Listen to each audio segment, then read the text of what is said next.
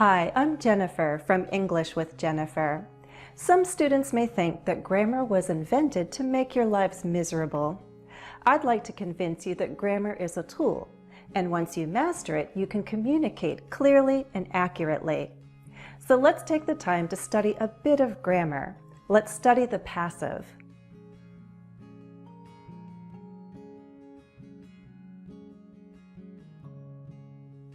I don't know who invented grammar, do you? Actually, it was probably many different people who identified the patterns, wrote the rules, and came up with the terminology. Was it someone a few centuries ago? Was it someone in ancient Rome? Honestly, the details aren't that important. So I chose to say grammar was invented, rather than someone invented grammar. Was invented is an example of the passive. We form the passive with be plus the past participle. That's the ed form of a regular verb and the third form of an irregular verb, like heard, seen, built. We use the passive when we don't know or we don't want to name who the doer of the action is. Grammar wasn't invented to torture you.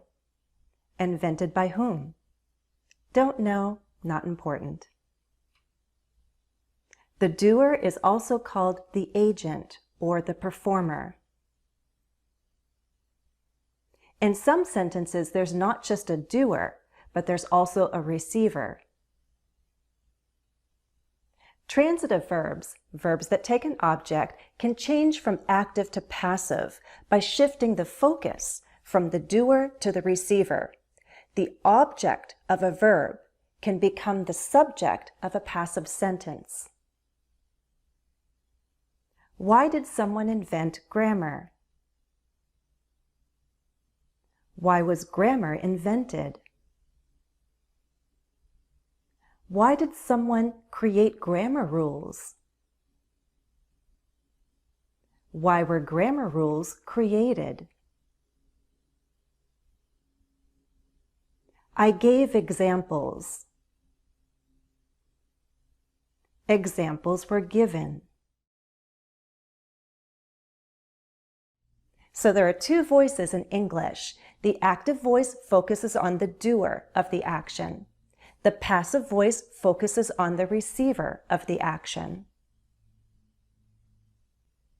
Transitive verbs give us the choice to use the active or the passive voice.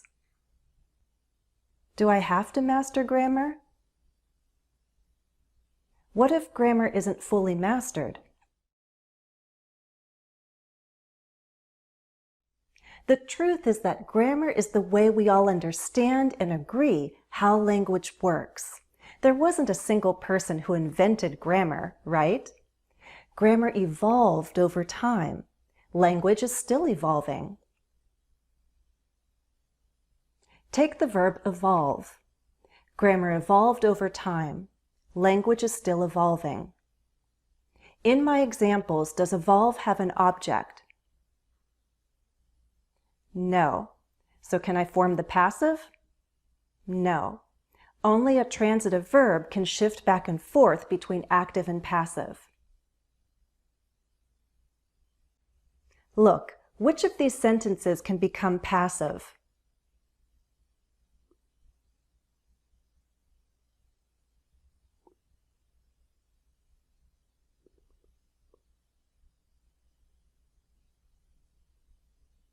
A, C, and D can all become passive because they have transitive verbs. Sentence B uses teaches as an intransitive verb. Remember, some verbs have transitive and intransitive meanings, so you need to be careful. If I use the passive and I want to name the doer, I use a by phrase. That textbook was written by Jennifer. Sometimes my videos are recommended by other teachers. But a lot of the time with the passive, we don't need a by phrase. For example, I was invited to speak at a regional conference. By whom? Not important. Well, maybe it's important for me to know and remember, but it's not important for me to share a name with you. The exception to what I just told you about naming the doer with a by phrase is the stative passive. The stative passive doesn't describe an action, it describes a state or a condition.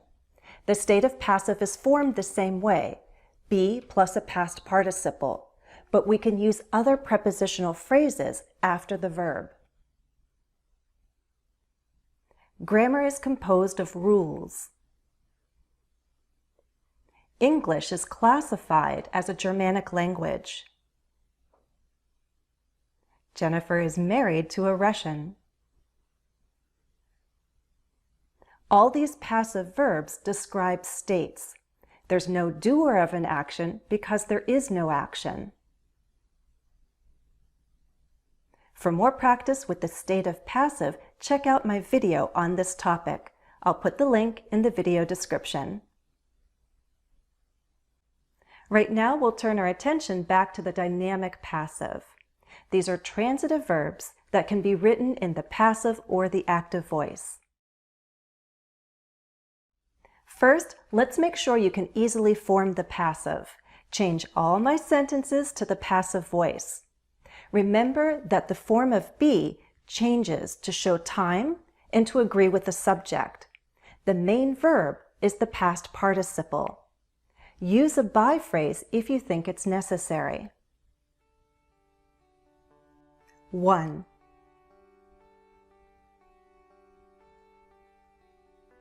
The rules are followed by many. 2.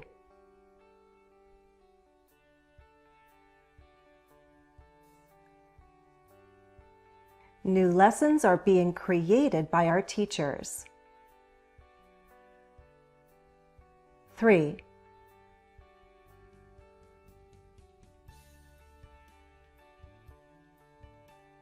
A new video was published by Jennifer. 4.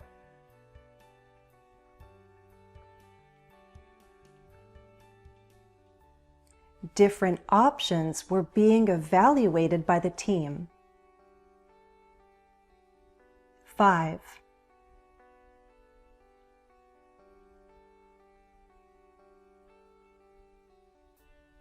UFO sightings have been documented by investigators. 6.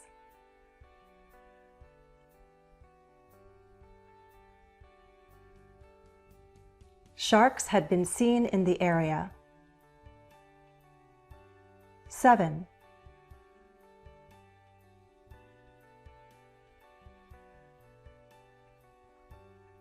New apps will be created by educators. 8.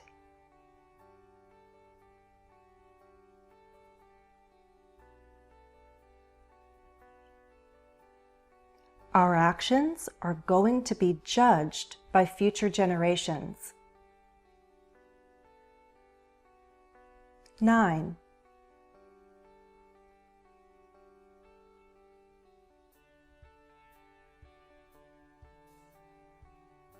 A vaccine will have been found by then. Let's see how you do with some modal verbs, okay? 10.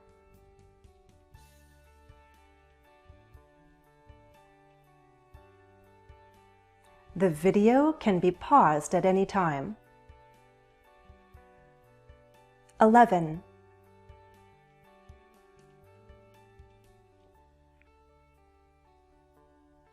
Our parents should be respected. 12.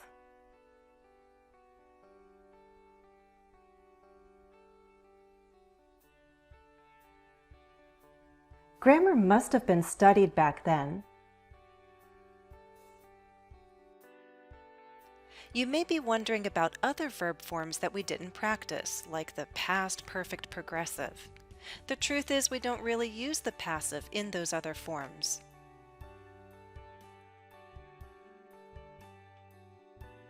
The bigger challenge, I think, is deciding which voice to use. If both active and passive verb forms are possible, why is one sometimes better than the other? Here's our last quiz. Choose the sentence that fits the situation, active or passive. 1.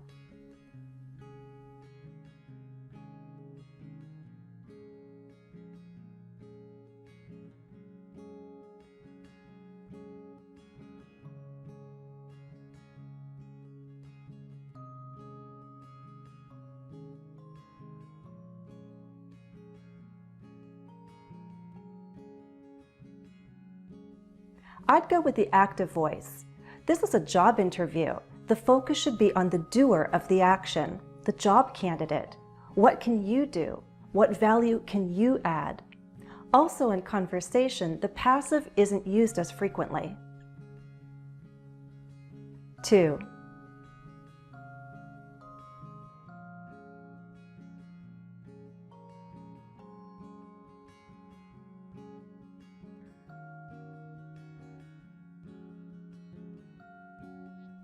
I'd go with the passive voice. The focus isn't on the doer, it's on the receiver of the action, the invoice, the status of the invoice. I might also be trying to protect the person who failed to submit the invoice on time. 3.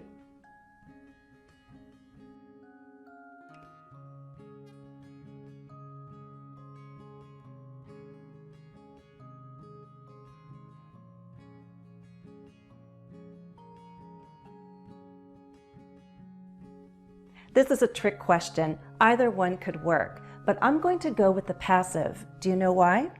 Because artistic works are an exception. We can use the passive to give credit to someone for an artistic work. Directed by, produced by, composed by, written by. We're actually highlighting the person who should receive credit.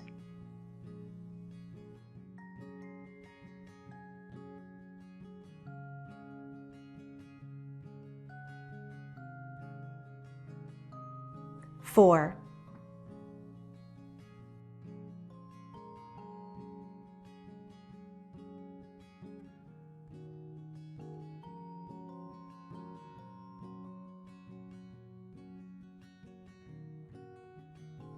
You can use either here, active or passive, but I'd go with the passive because it shifts the focus to the receiver of the action, the victims of the tornado. That's the real tragedy here. And if this is a news article, the headlines would likely be 23 killed in tornado. We see abbreviated grammar in news headlines, and you need to be able to recognize what the full structure is. 23 killed means 23 were killed, or 23 have been killed. 5. Last one.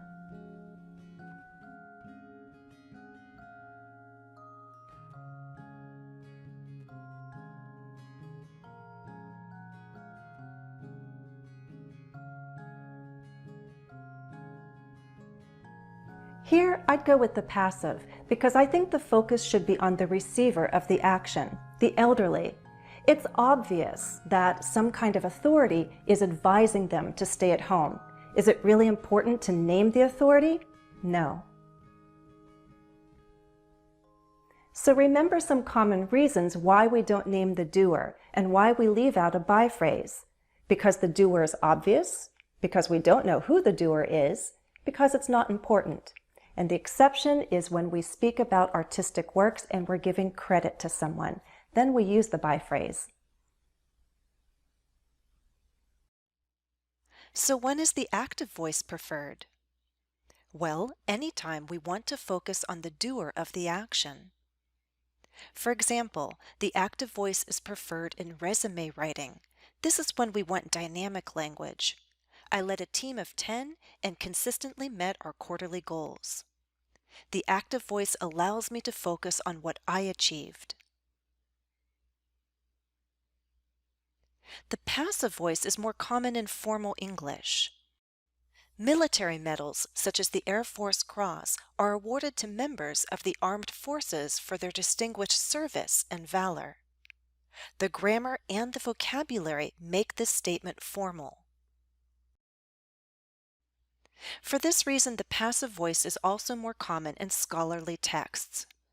The Battle of Gettysburg was fought in the summer of 1863. It was considered a turning point in the American Civil War.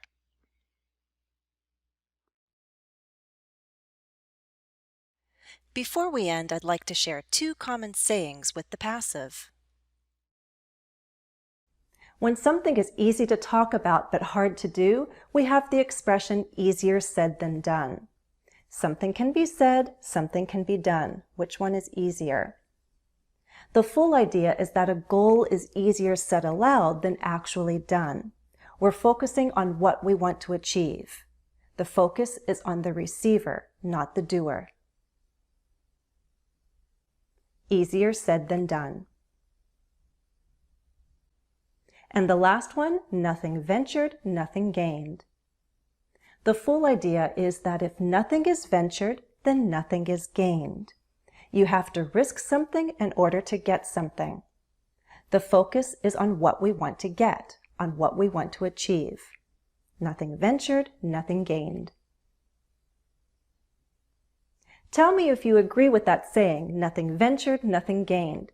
And also tell me an example of something easier said than done. That's all for now. Was the lesson useful? Please remember to like the video. I hope you're feeling more confident now about the passive, and you can use the passive more confidently going forward. As always, thanks for watching, and happy studies. Thank you to all the members of my channel, and you super and truly marvelous members, look out for the next bonus video. Follow me on Facebook, Twitter, and Instagram, and try something new. Download the apps KikiTime and Holo. These are more ways I can help you learn English each and every week. And hey, don't forget to subscribe to my YouTube channel. Turn on those notifications.